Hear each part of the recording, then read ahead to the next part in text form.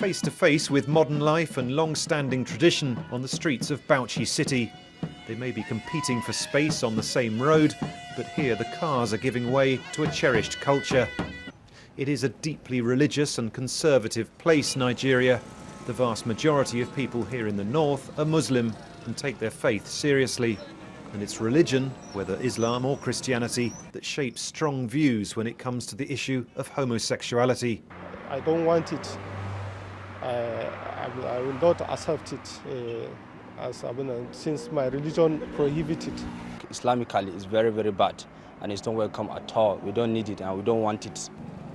Across Bauchi State, Islamic law is practiced, and as well as clamping down on alcohol, prostitution and gambling, the Hizbah, or Sharia police, have been going after homosexuals with help from the local community. We seek the assistance of those communities within the area. The time, and when the time comes, when the people were there doing this kind of evil things, they just inform us. When they inform us, we storm into the area and make an arrest.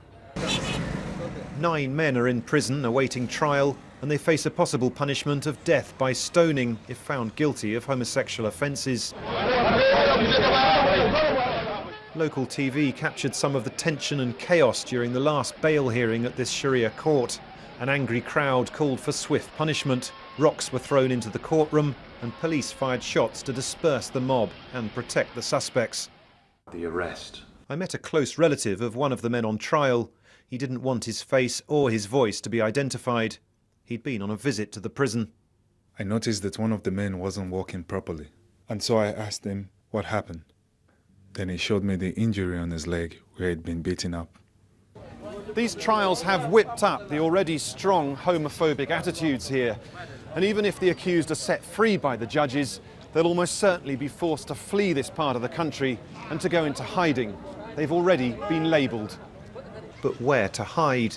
A new secular law has been introduced in Nigeria, with homosexuals now facing up to 14 years in prison. Frightened and feeling hunted, this gay man from Bauchi tells me he loves life.